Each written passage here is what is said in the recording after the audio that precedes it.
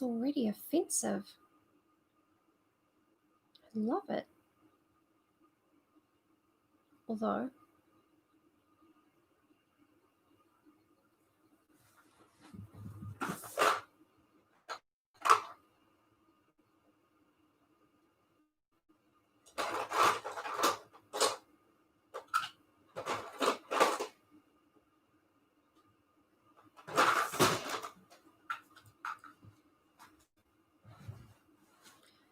bonjour.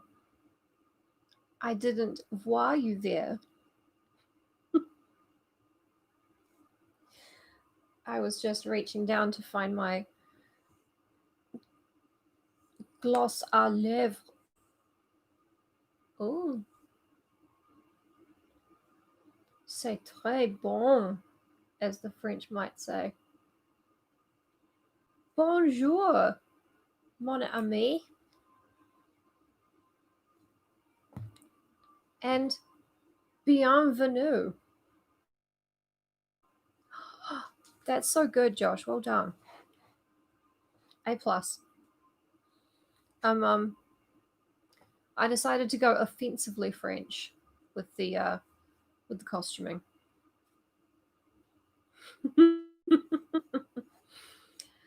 Oh, you guys are gonna like this. These, if you've seen the Scarlet Pimpernel episode of Blackadder, yeah, it all makes sense.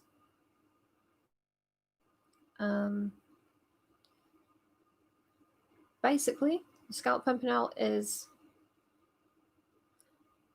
yes, I love they don't have glass in them.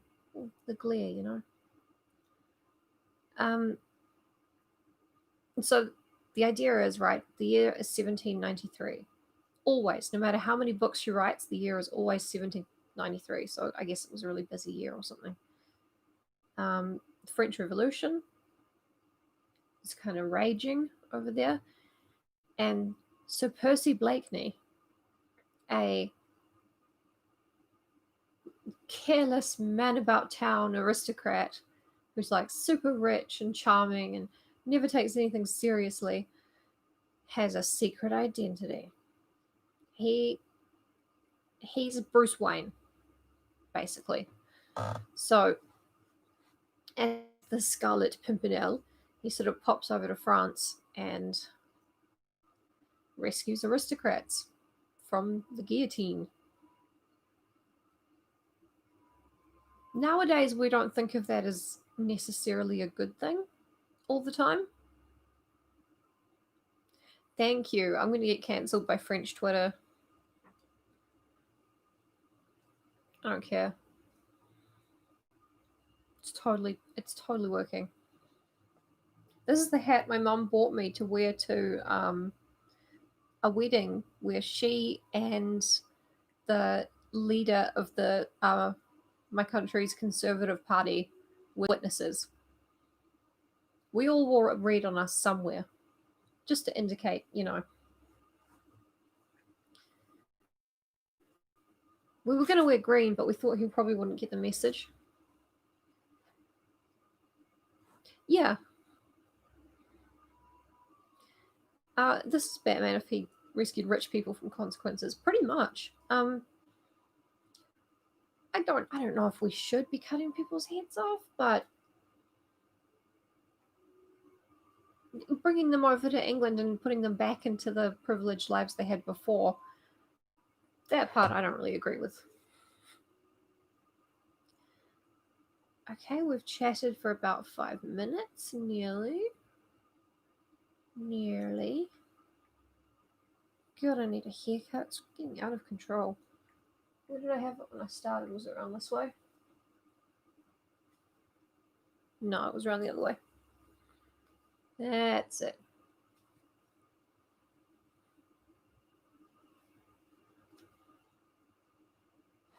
It's powerful.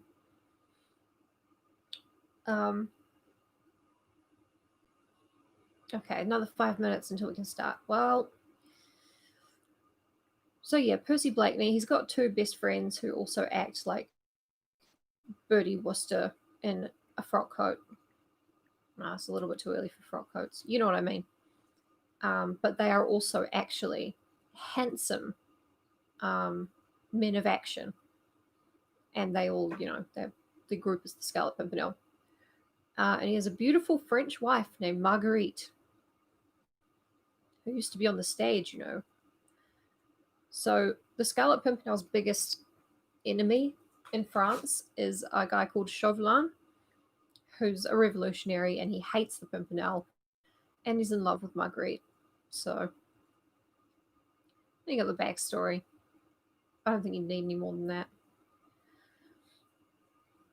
Also, the woman who wrote these, she doesn't necessarily share my politics. There was a really good miniseries in about 1995, I think, with Richard E. Grant. And it was great because he was just so... He played the Bruce Wayne bits and the Batman bits incredibly well. But the romance part didn't really work. But God bless them. They were both trying really hard to make it work. Yeah, I love that one. Oh, I need to watch that again. Anyway, the story we're reading today is called Fie, Sir Percy, which is just fucking beautiful. I should put that in the description. Was there a bit went to prison, had lockpicks hidden under his collar? Probably. Almost certainly.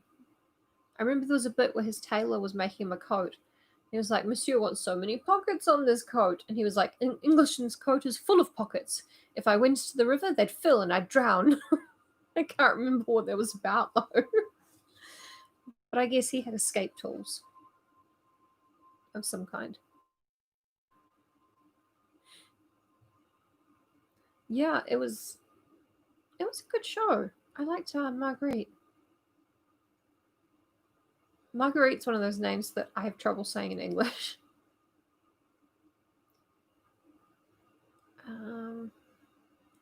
Coming up on 7 minutes. I'm going to do one last tweet to say we're starting, just in case.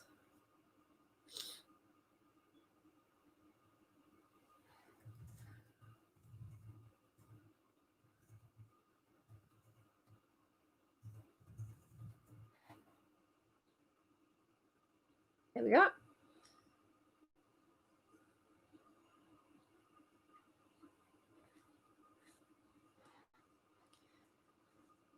And then we're just going to chat for a little minute more and then get into it. Also, I may get up for breaks a bunch of times because my new meds are either making me drink a lot more water or they're just making me pee more often.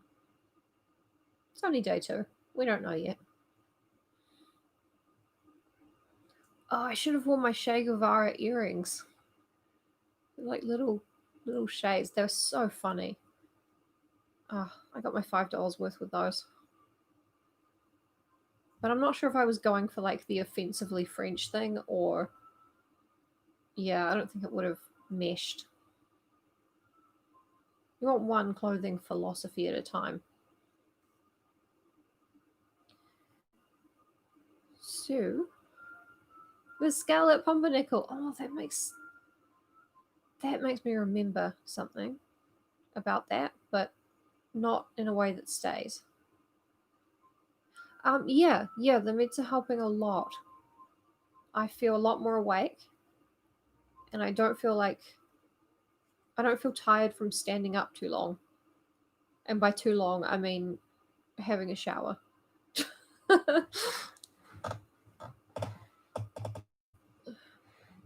Yes, they're really, really good. As far as I can tell. It's only day 2. No, it isn't. It's day 3. It's day 3. All right.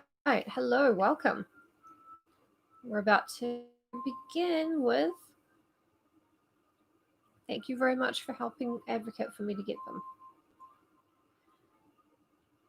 All right, we're starting with the first story in this collection. Fie, Sir Percy. You really are impossible, Sir Percy. Here are we ladies raving, simply raving about this latest exploit of the gallant Scarlet Pimpernel, and you do naught but belittle his prowess. Lady Blakeney, I entreat, will you not add your voice to our chorus of praise and drown Sir Percy scoffing in an ocean of eulogy? You know, you know this is when it starts off like this. It's Percy Blakeney, by the way, if anyone missed it. He's the Bruce Wayne of the Scarlet Pimpernel. Alicia Nugget was very arch. Is my connection okay? It says it's unstable. Can you see me?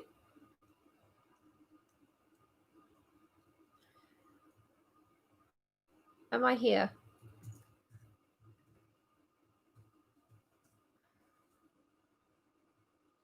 Connection better not be unstable. Yeah. No, it was me. I got a notification. My connection was unstable. Figures. Anyway, Lady Alicia Nugget was very arch. She tapped Sir Percy's arm with her fan.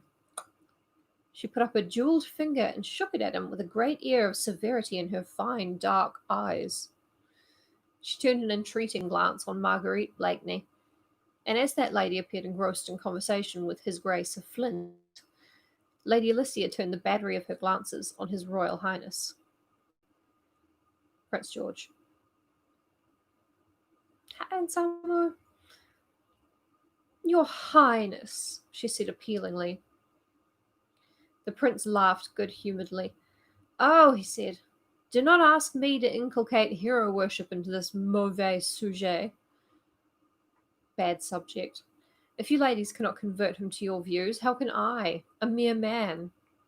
And His Highness shrugged his shoulders. There were few entertainments he enjoyed more than seeing his friend, Sir Percy Blakeney, badgered by the ladies on the subject of their popular and mysterious hero, the Scarlet Pimpernel. I'm pretty sure the Prince Regent knows. Can't remember.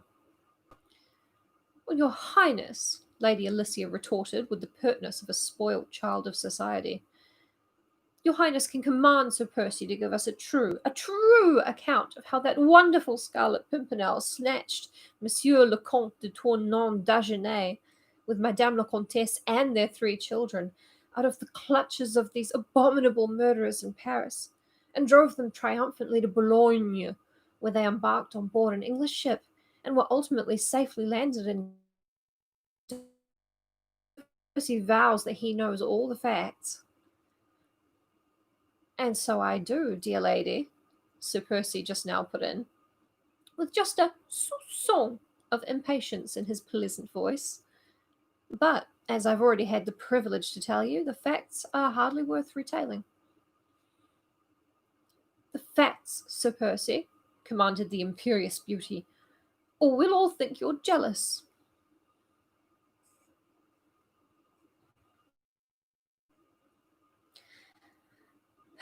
As usual, you would be right, dear lady. Thank you. I can't not just doing her thing, because she's like, I should have had a fan. That's the sound effect of a fan, I guess. And you would be right, dear lady, Sir Percy rejoined blandly. Are not ladies always right in their estimate of us poor men? I am jealous of that demmed elusive personage who monopolizes the thoughts and the conversation of these galaxies of beauty, who would otherwise devote themselves exclusively to us. What says your Highness? Will you deign to ban for this one night at least every reference to that begad shadow? Not till we've heard the facts, Lady Alicia protested. The facts, the ladies cried in insistent chorus. Tell me more, says the Scarlet now. You'll have to do it, Blakeney, His Highness declared. Unless Sir Andrew Fawkes would oblige us with the tale, Marguerite Blakeney said, turning suddenly from His Grace of Flint in order to give her lord an enigmatic smile. He too knows the facts, I believe, and is an excellent raconteur. Fawkes is one of the Pimpernel's best friends and henchmen. God forbid, Sir Percy Blakeney exclaimed with mock concern. Once you start Fawkes on one of his interminable stories. Moreover, he added seriously, Fawkes always gets the facts wrong. He would tell you, for instance, that the damn Pimpernel rescued those unfortunate Tournons d'Agenais single-handed. Now, I happen to know for a fact that 3 of the bravest English gentlemen the world has ever known did all the work, whilst he merely— Well? Lady Alicia queried eagerly. What did that noble and gallant Scarlet Pimpernel merely do? He merely climbed to the box seat of the chaise which was conveying the Comte de Tournon d'Agenais and his family under escort to Paris, and the chaise had been held up by 3 of the bravest— Never mind about 3 of the bravest English gentlemen at the moment, Lady Alicia broke in impatiently. You shall sing their praises to us anon. But if you do not tell us the whole story at once, we'll call on Sir Andrew Fawkes without further hesitation. Your Highness, she pleaded once more. I like pansies. I don't know what pimpernels look like. My fair one, His Highness rejoined with a laugh. Ha ha ha ha. I think that we should probably get a truer account of this latest prowess of the Scarlet Pimpernel from Sir Andrew Fawkes. It was a happy thought of Lady Blakeney's, he added with a knowing smile directed at Marguerite. And I, for one, do command our friend Fawkes forthwith to satisfy our curiosity. In vain did Sir Percy protest. In vain did he cast surreptitious yet reproachful glances at his royal friend and at his beautiful wife. His Highness had commanded, and the ladies, curious and eager, were like beautiful peacocks, spreading out their multicoloured silks and satins so as to look their best, whilst Sir Andrew Fawkes, an avowed admirer of the Scarlet Pimpernel, was being hunted for through the crowded reception rooms so that he might comply with His Highness's commands. Yes, it is.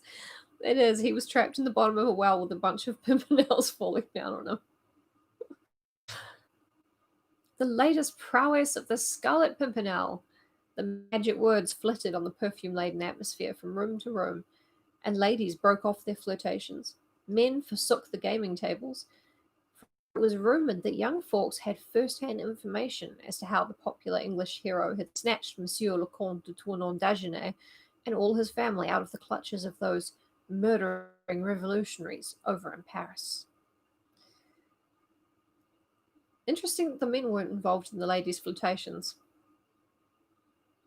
Representation by accident. In a moment, Sir Andrew Fawkes found himself the centre of attention.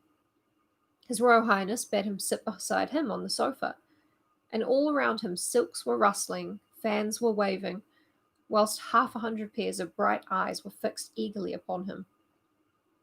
Sir Andrew caught a glance from Marguerite Blakeney's luminous eyes, and a smile of encouragement from her perfect lips.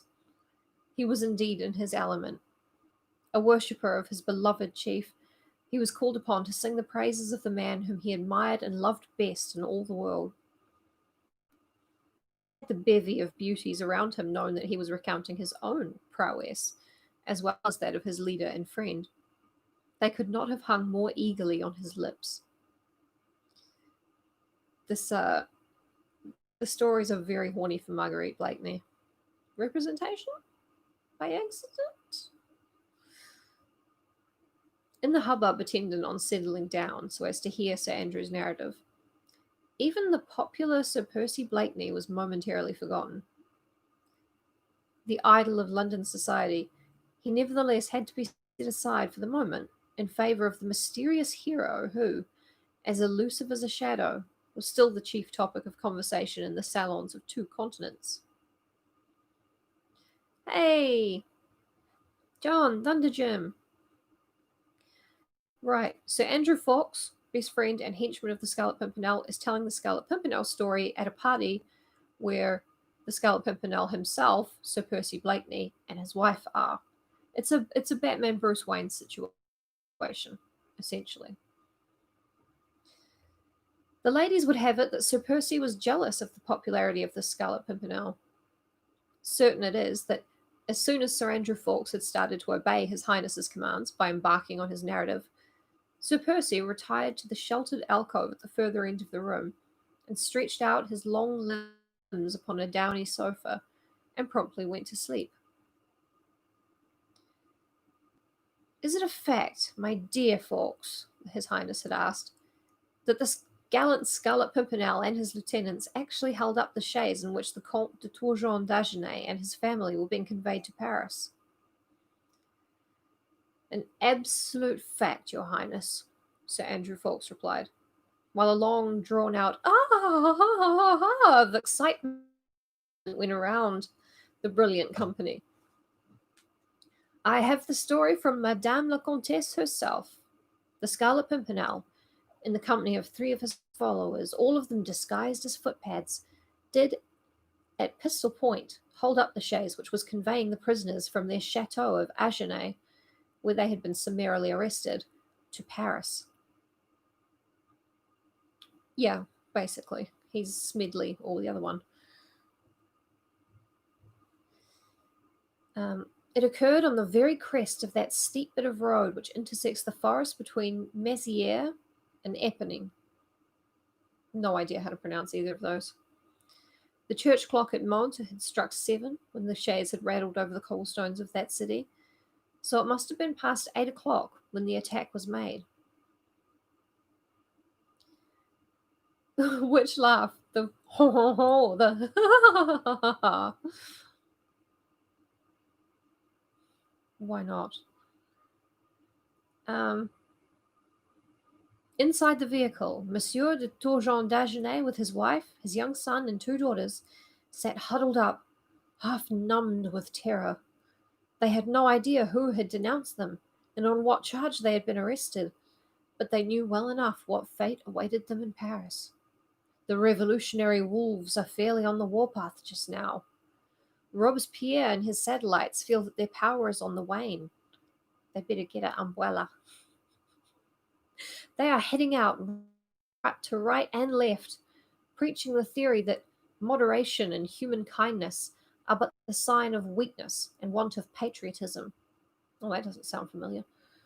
To prove their love for France, lovely France, whose white robes are stained with the blood of her innocent children, and to show their zeal in her cause, they commit the most dastardly crimes.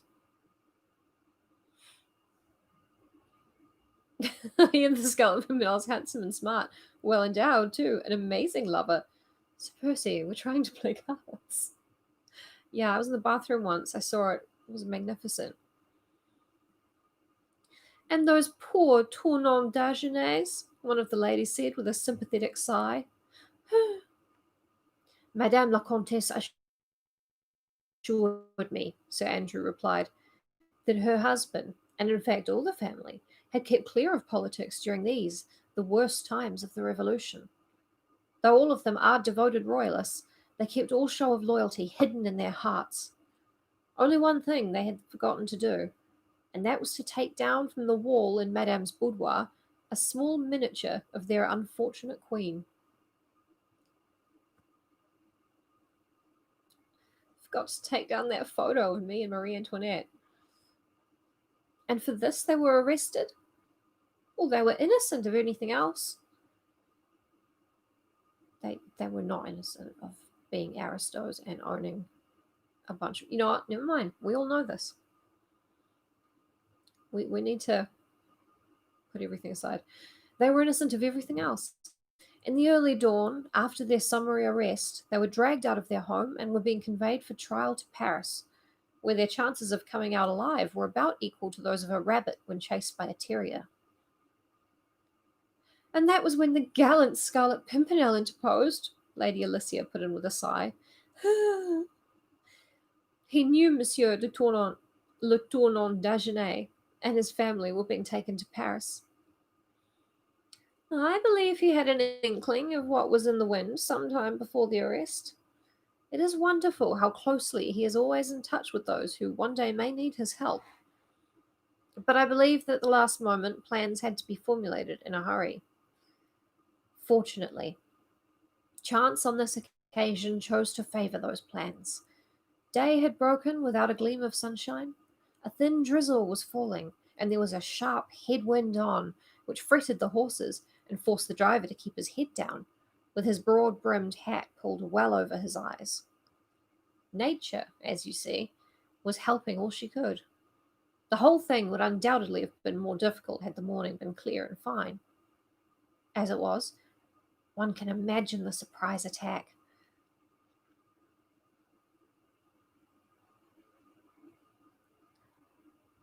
Sorry, my thing skipped ahead.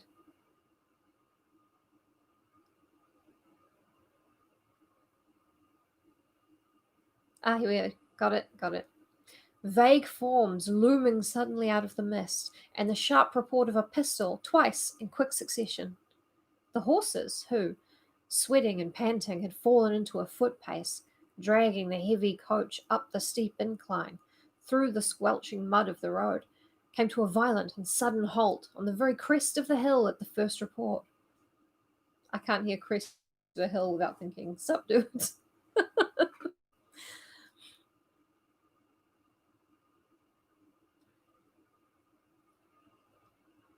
At the second, they reared and plunged wildly. The shouts of the officer in charge of the escort did, as a matter of fact, so I understand, add to the confusion. The whole thing was, I am assured, a matter of a couple of minutes. Hey, Josh. It was surprise and swiftness that won the upper hand, for the rescue party was outnumbered 3-1. Had there been the slightest hesitation, the slightest slackening of quick action, the attack would of a certainty have failed. But during those few minutes of confusion, and under cover of the mist and the vague greyness of the morning, the Scarlet Pimpernel and his followers, down on their knees in the squelching mud, were not merely fighting, you understand. No! They were chiefly engaged in cutting the saddle girths under the bellies of 8 fidgety and plunging horses, and cracking their pistols in order to keep up the confusion. Not an easy task, you will admit, though 'tis a form of attack well known in the East, so I understand. At any rate, those had been the chief's orders, and they had to be carried out. For my part, I imagine that superstitious terror had upset the nerves of that small squad of Revolutionary Guard. Hemmed in by the thicket on either side of the road, the men had not sufficient elbow room for a good fight. No man likes being attacked by a foe whom he cannot well see, and in the melee that ensued, the men were hindered from using their somewhat clumsy sabres too freely for fear of injuring their comrades' mounts, if not their own. And all they could do was to strive to calm their horses and, through the din, to hear the words of command uttered by their lieutenant. And all the while, Sir Andrew went on, amidst breathless silence on the part of his hearers, I pray you picture to yourselves the confusion, the cracking of pistols, the horses snorting, the lieutenant shouting, the prisoners screaming. Then, at a given moment, the Scarlet Pimpernel scrambled up the box seat of the chaise. As no doubt all of you ladies know by now, he was the most wonderful hand with horses. In one instant, he had snatched the reins out of the bewildered Jehu's hands. Biblical reference. Hope it isn't racist. And with word of mouth and click of tongue had soothed the poor beast's nerves. And suddenly he gave the order, "Ça va!" which was the signal agreed upon between himself and his followers. For them, it meant to scramble for cover under the veil of mist and rain, whilst he, the gallant chief, whipped up the team which plunged down the road, now at breakneck speed. Of course, the guard, and above all the lieutenant, grasped the situation soon enough and immediately gave chase. But they were not trick riders, any of them, and with severed saddle girths could not go far. Be that as it may, the Scarlet Pimpernel drove his team without a halt as far as Molay, where he had arranged for relays. Once well away from the immediate influence of Paris, with all its terrors and tyrannical measures, the means of escape for the prisoners became comparatively easy. thanks primarily to the indomitable pluck of their rescuer and also to a long purse. And that, ladies and noble lords, Sir Andrew concluded, is all I can tell you of the latest exploit of our hero. The story is exactly as I had it from Madame la Comtesse de Tournon d'Agenais, whose only sorrow, now that she and those she loves are safe at last in England, is that she never once caught a glimpse of her rescuer. He proved as elusive to her as to all of us, and we find ourselves repeating the delightful doggerel invented on that evasive personage by our Prince of Dandies, Sir Percy Blakeney. That's right, Batman's Bruce Wayne wrote a poem about how Batman can't be found. Marvelous! Enchanting! Palpitating! I nearly fainted with excitement, my dear. These were some of the ejaculations uttered by dainty, well rouged lips, while the men, more or less, were silent, pondering, vaguely longing to shake the enigmatical hero once at least by the hand. His Highness was questioning Sir Andrew Ffoulkes more closely about certain details mentioned in the story. It was softly whispered, and not for the first time either, that His Highness could, and he would, solve the riddle of the identity of that mysterious Scarlet Pimpernel. Dainty, sweet, and gracious as usual, Lady Ffoulkes, née Suzanne de Tournay, Sir Andrew Ffoulkes' wife was an aristo they rescued from France, had edged up to Lady Blakeney, and the two young wives of such gallant men held one another for one instant closely by the hand, a token of mutual understanding, of pride, and of happiness.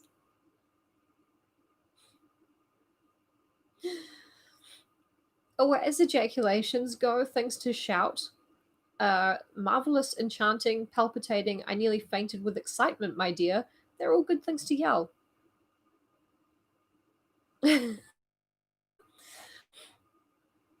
No, Batman is derivative.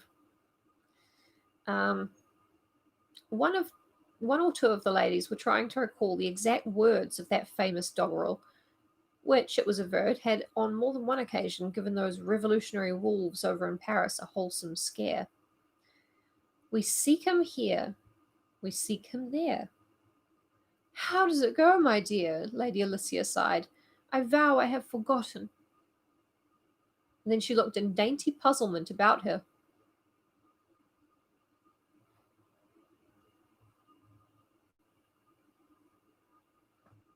That's dainty. Sir Percy, she exclaimed, where is the immortal author of the deathless rhyme? Sir Percy, where is Sir Percy? And the call was like the chirruping of birds on a sunny spring morning. It stilled all further chattering for the moment. Where is Sir Percy? And silence alone echoed, where? Until a real material sound came in response. A long, drawn-out sound that caused the ladies to snigger and the men to laugh. It was the sound of a loud and prolonged snore. The groups of gay society butterflies, men and women, parted, disclosing the alcove at the further end of the room, where on the sofa, with his handsome head resting against rose-coloured cushions, Sir Percy Blakeney was fast asleep. Hey, Dvorak. So dainty. This isn't the end of the story, by the way. The rhyme is they seek him here, they seek him there. Those Frenchies seek him everywhere. Is he in heaven? Is he in hell? That damned, elusive Pimpernel. Oh, J.K. Rowling loves it too.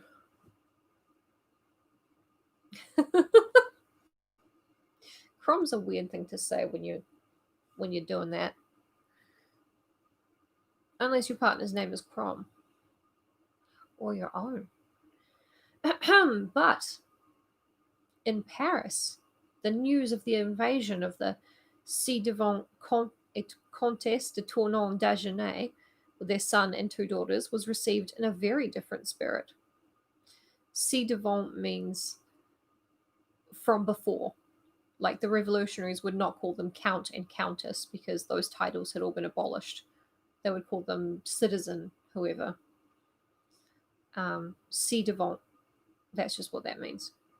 The erstwhile, if you will. Ooh, and I will.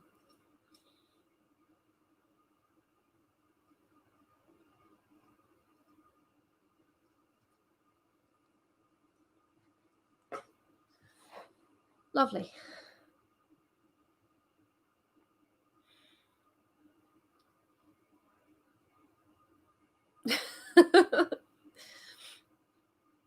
Members of the committees of public safety and of general security, both official and unofficial, professional and amateur, were more irate than they cared to admit.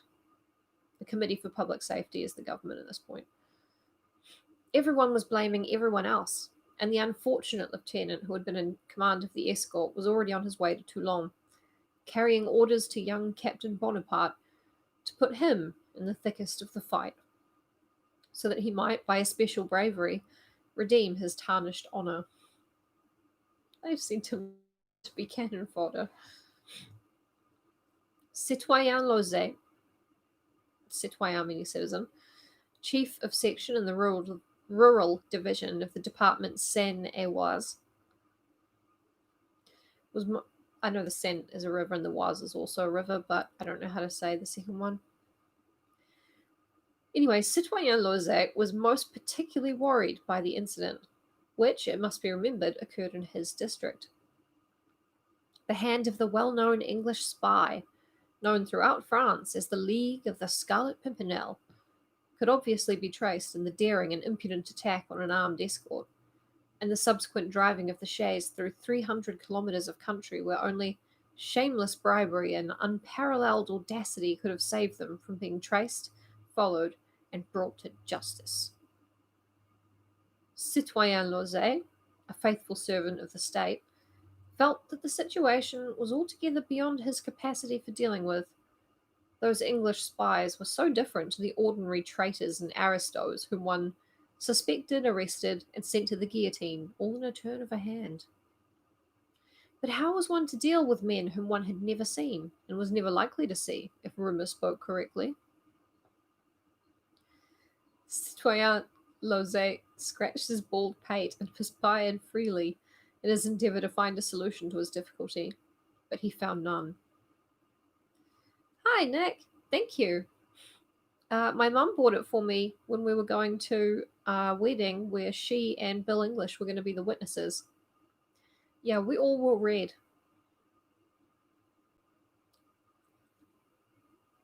And I wore a red beret that my mother bought me to tell the National Party to buzz off. Slap, yeah. It was in the midst of his perturbations that he bethought him of his friend Armand Chauvelin. Chauvelin's the guy who's like the nemesis of the Pimpernel and is in love with his wife. Oh, yeah. Yeah. This is a petty hat. I have a picture of her and Bill English, and she's saying something and pointing right at him, like she's telling him something. It's just beautiful. To the Pim Cave. Bethought him of his friend Armand Chauvelin. Now, Lozet was quite aware of the fact that that same friend of his was under a cloud just now, that he had lost the high position that he once held on the Committee of Public Safety for reasons which had never been made public. Spoiler alert, it's the Scarlet Pimpernel. Nevertheless, Lozet had reasons for knowing that in the matter of tracking down spies, Armand Chauvelin had few, if any, equals.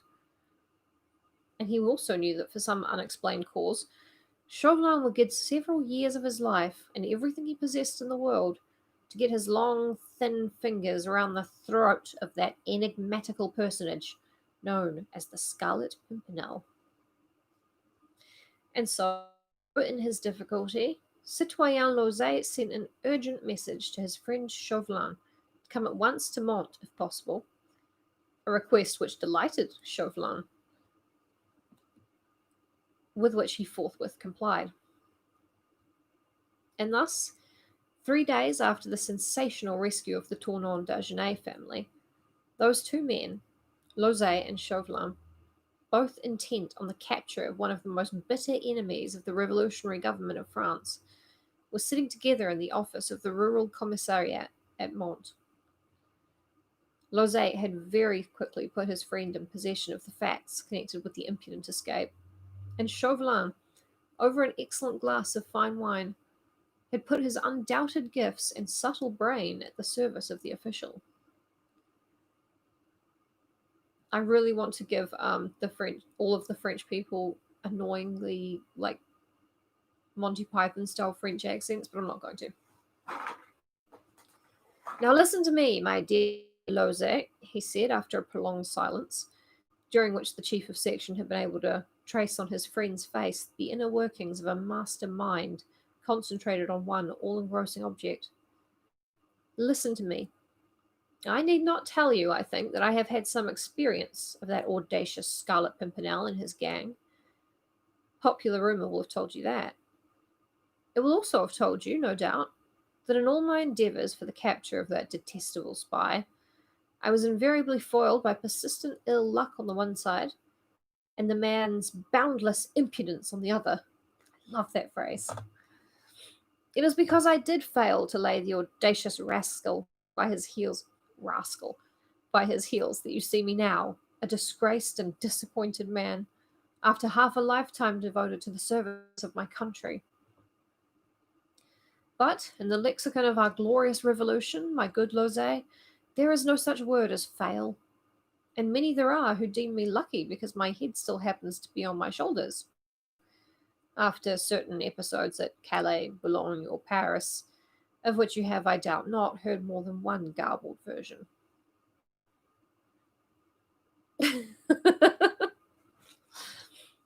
Yeah, good point. I will be very sad the day they put the Scarlet Pimpernel in the Marvel Cinematic Universe. Ugh, eventually they're gonna run out of ideas. Lozay nodded his bald head in sympathy. He also passed a moist, hot finger on the turn of his cravat. Mm. This allusion to failure in connection with the desired capture of the Scarlet Pimpernel had started an unpleasant train of thought. Nice! Good one, Josh, too.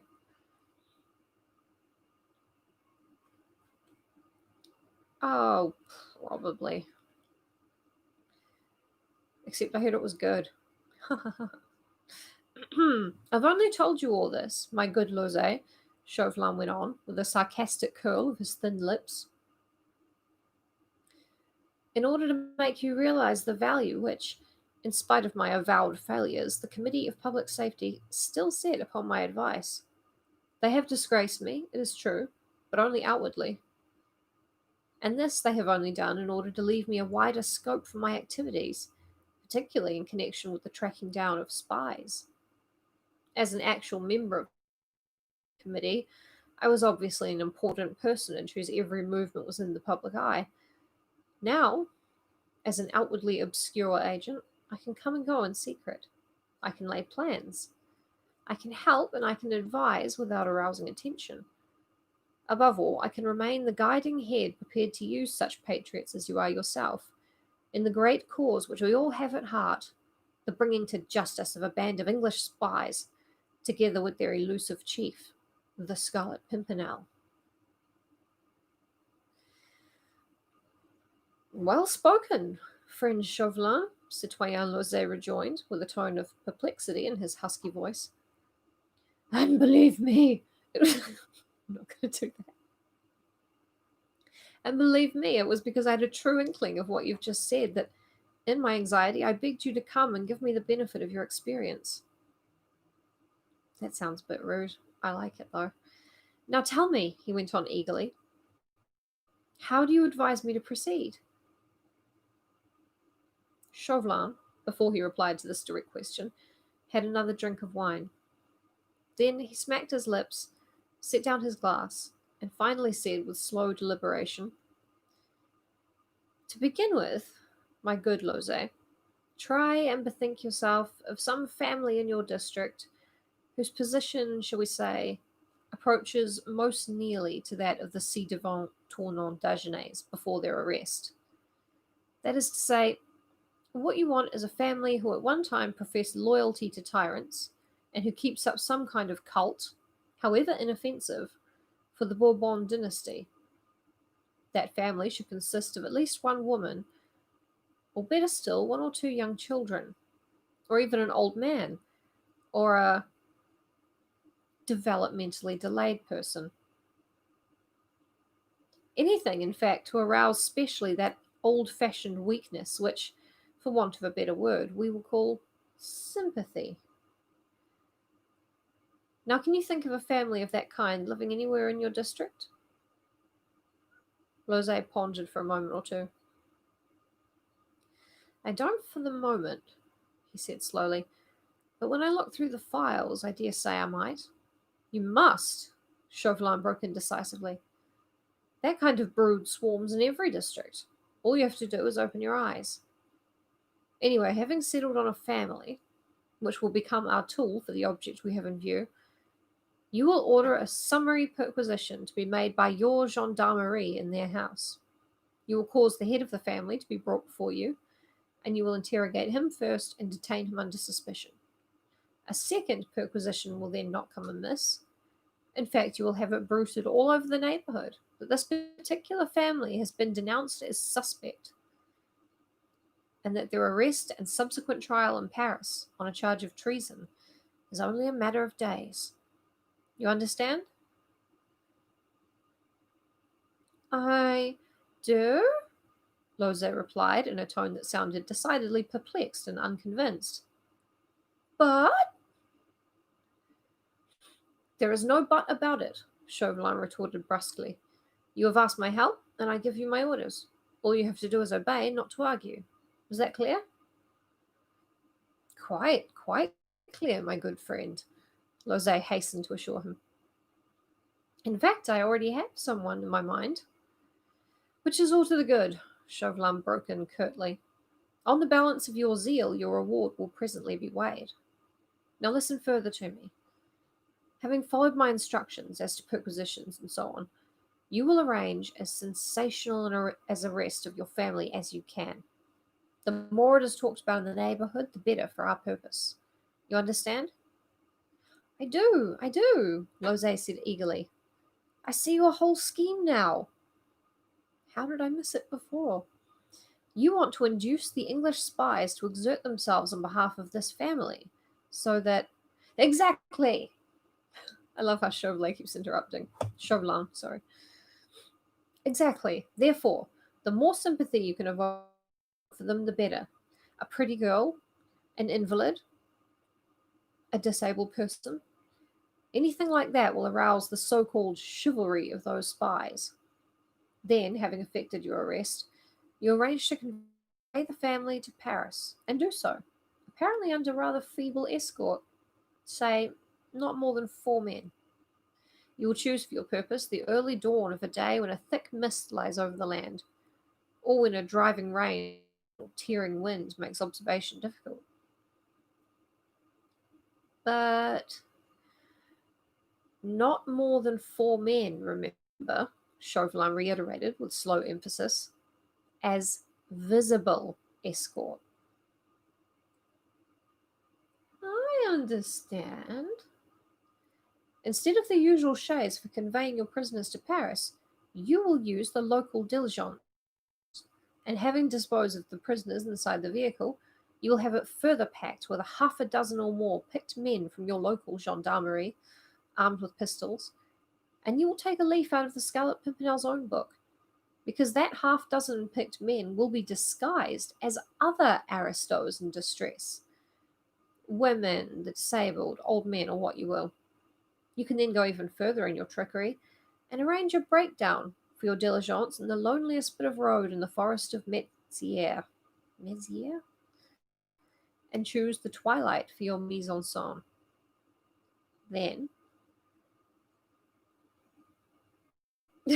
Zora tricks the spectacles are an adventure novel. Yeah, and also I was there. But Lose could no longer restrain his enthusiasm. Oh, then, I see it all, he exclaimed eagerly. The band of English spies will have been on the watch for the diligence. They will attack it, thinking that it is but feebly guarded. But this time we shall be ready for them. And, ah. Suddenly his enthusiasm failed. His round face lost its glow of excitement, and his small round eyes stared in comic perplexity at his friend. I'm picturing just a cookie with 2 raisins in it, or like a coconut. But suppose, he murmured, they think better of it, and allow the diligence to proceed in peace. Or suppose that they are engaged in the nefarious deeds in some other department of France. Then, Chauvelin rejoined coolly, all you'd have to do would be to continue your journey to Paris and set your family down in the conciergerie, ready to await trial and the inevitable guillotine. No harm will have been done. There'll be a family of traitors less in your district anyway, and you must begin the setting of your comedy all over again. Sooner or later, if you set your trap in the way I have outlined for you, that cursed Scarlet Pimpernel will fall into it. Sooner or later, he reiterated emphatically. I am sure of it. My only regret is that I didn't think of this plan before now. It has been vaguely moving in my mind, ever since I heard of the escape of the Tournon d'Agenais, and I wish to heaven I had matured it then and there. We could have got that Scarlet Pimpernel as easily as possible. However, there's nothing lost, and all I can do now, my friend, is to wish you success. If you succeed, you are a made man, and you will succeed, Chauvelin concluded, rising and holding out his hand to his colleague. If you follow my instructions to the last letter. You may be sure I'll do that, Lozé said with earnest emphasis. And the 2 sleuth hounds shook hands on their project and drank a glass of wine to its success. But before Chauvelin finally took leave of his friend, he turned to him with renewed earnestness and solemnity. And above all, my good Lozé, he said slowly, remember that in all this your watchword must be silence and discretion. Breathe but a word of your intentions to a living soul, and you are bound to fail. The English spies have their spies who serve them well. They have a long purse which will alternatively purchase help from their friends and treachery from ours. Breathe not of your project to any living soul, friend Lozé, or your head will pay the price for your indiscretion. Lozé was only too ready to give the required promise, and the 2 friends then parted on a note of mutual confidence and esteem. I know I always feel much better about my friends when they threaten to cut my head off.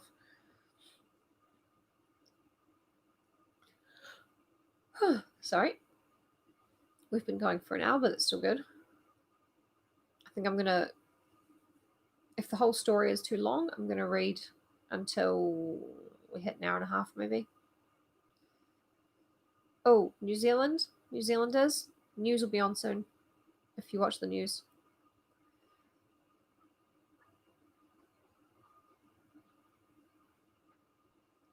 A fortnight later, the whole of the little city of Moisson was in a ferment owing to the arrest of one of its most respected tradesmen.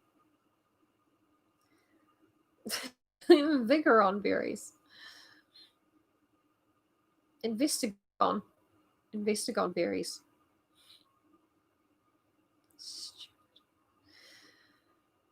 Citizen de Sez, who was, anyone would have thought, absolutely above suspicion, had been put to the indignity of a summary perquisition in his house. He had protested, as was only natural under the circumstances, and in consequence of this very moderate protest, he had been dragged before the chief of section at Mont and had had to submit to a most rigorous and most humiliating interrogation. Nay, more, he was detained for 2 whole days, while his invalid wife and pretty little daughter were well nigh distraught with anxiety. Yeah, same. I find watching the news very annoying. I tend to yell at the TV a lot.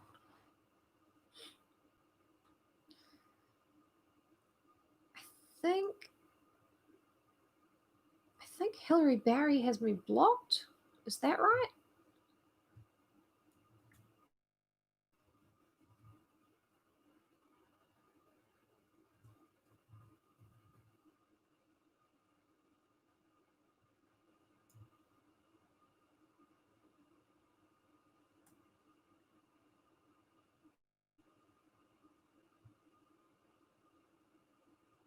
think so. I cannot find her account on Twitter, which usually means they've blocked you. Awesome. It's pretty funny. I can't remember what it was she blocked me for.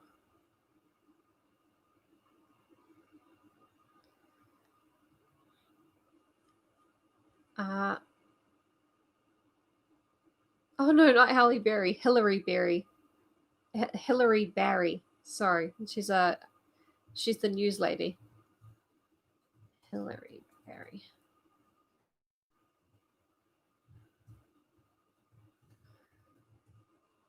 I must have said something to her. I don't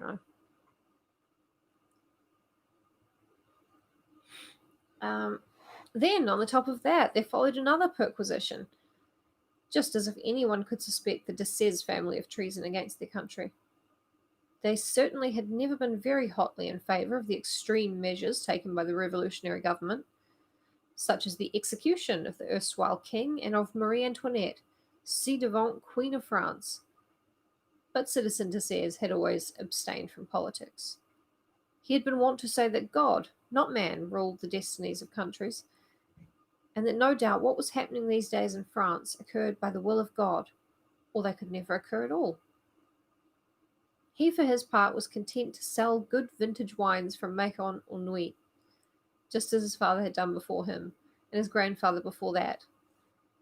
For the house of de Sez, wine merchants of Moisson in the department of Seine-et-Oise, had been established for 3 generations and more, and had always been a pattern of commercial integrity and lofty patriotism. Ugh. So he's a royalist and a capitalist. Oh no, I think I did something specific to Hillary Barry. I just can't remember what it was. Yeah. It wasn't when I said that she finger banged Newsboy at the TVNZ Christmas do, because that was way back in 2013 when no one was reading my tweets yet. So, who knows?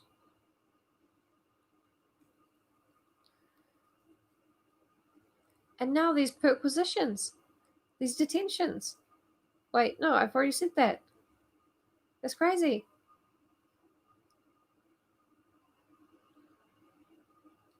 Oh no, I haven't. I'm still good. And now these perquisitions, these detentions, and finally the arrest, not only of good citizen de Sez himself, but of his invalid wife and pretty little daughter. If one dared, one would protest, call a meeting, anything. It was almost unbelievable, so unexpected was it. What had the de Sez family done? No one knew. Inquiries at the commissariat of the section elicited no information. There were vague rumours that the poor invalid citizeness had always remained very pious. She had been taught piety by her parents, no doubt, and had been brought up in a convent school besides. But what would you? Piety was reckoned a sin these days, and who would dare protest?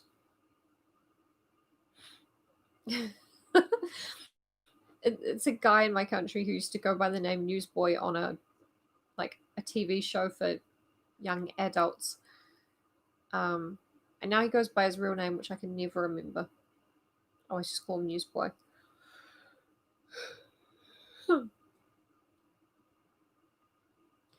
The servants at the substantial house inhabited by the de Sez family were speechless with tears. The perquisitions and then the arrest had come as a thunderbolt, and now they were all under orders to quit the house, for it would be shut and ultimately sold for the benefit of the state. Oh, these were terrible times. The same tragedy had occurred not far away from Moisson in the case of the Tournon d'Agenais, whom no one was allowed to call the Comte and Comtesse these days. They too had been summarily arrested and were being dragged to Paris for their trial when, by some unforeseen miracle, they had been rescued and conveyed in safety to England.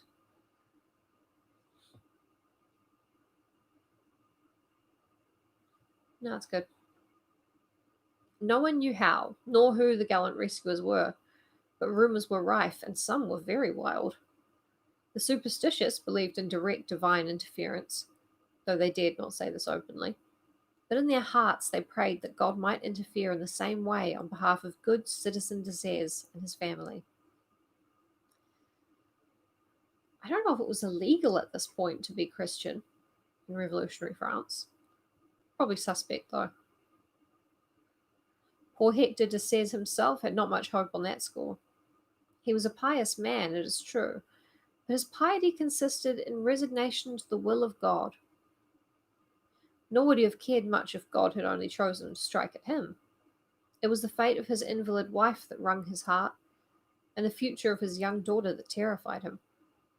He had known the citizen commissary practically all his life. Lozay was not a bad man, really.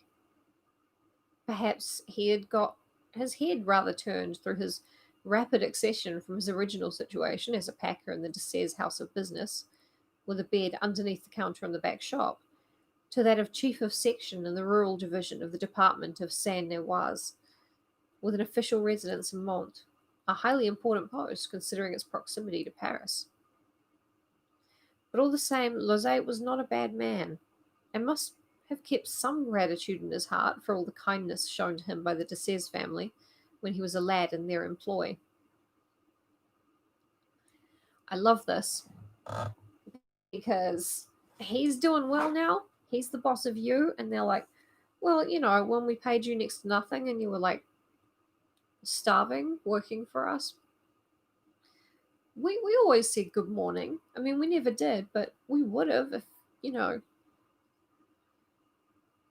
if like we cared enough, though. So please don't guillotine us. But in spite of every appeal, Lozay remained stony-hearted. If I did anything for you, citizen, on my own responsibility, he said to Desires during the course of an interrogation, I should not only lose my position, but probably my head into the bargain. I have no ill will towards you, but I am not prepared to take such a risk on your behalf. But my poor wife, Desires protested, putting his pride in his pocket and stooping to appeal to the man who had once been a menial in his pay. Oh, it's so sad that that guy isn't now a menial, that he's like working for equality. That sucks, man. My wife, she is almost bedridden now and has not long to live. Could you not exercise some benevolent authority for her sake? Lozay shook his head. Impossible, he said decisively.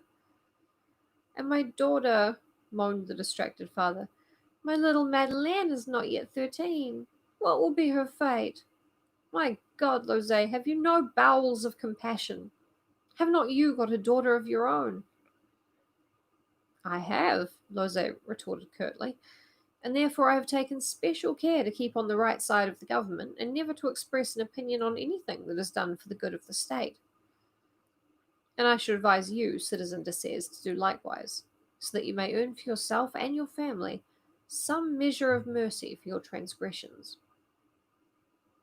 And with this grandiloquent phrase, Lozay indicated that the interview was now at an end.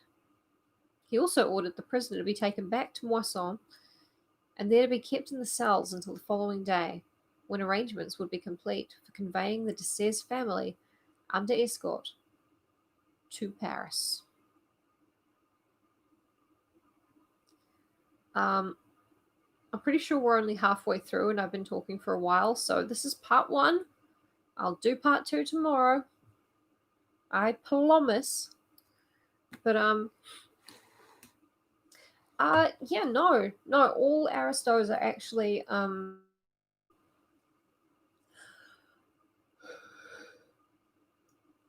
all aristos are beautiful and kind and have wonderful manners.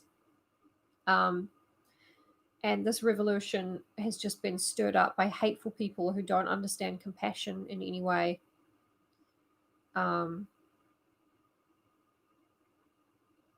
Basically.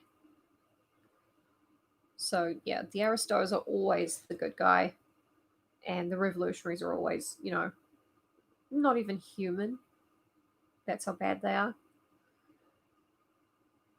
I mean, I know that they cut the heads off a bunch of people, but a lot of those people cut off the ability to have food and medicine to a lot more people. So you're all just haters. You're just jealous. Like, yeah, we are. Oh, yeah, that, I mean, any revolution usually kind of turns on itself. I'm not saying I'm in sympathy with the revolutionaries. Well, Robespierre was a not a sympathetic character, really. Very few of them were, but they were trying to do something good, you know. But yeah, the Scarlet Pimpernel books are very pro Aristo, and they're very much like, how dare the slaves rebel? When they treated them so well, almost like part of the family, but like members of the family that you could sell to other people for money. It was the argument, my ancestors kept slaves, but they treated them very well. That's what it is. Look at this. I'm a cardinal. I'm Cardinal Foolsy.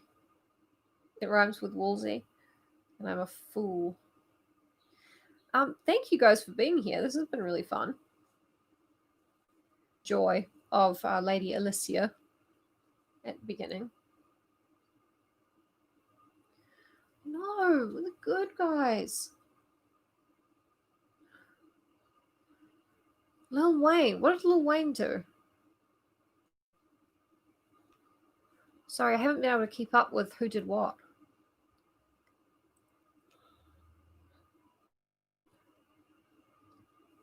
How does a president under impeachment have the powers to pardon other people? I'm going to go and investigate that a little bit. Oh, should I need to make some dinner? Yeah, cool. Thank you guys so much for joining me. Thank you. I'm glad you're enjoying my voice and my hat. And now I will say bonne nuit. Ho ho ho, mes amis. I will le retourne on the demain with more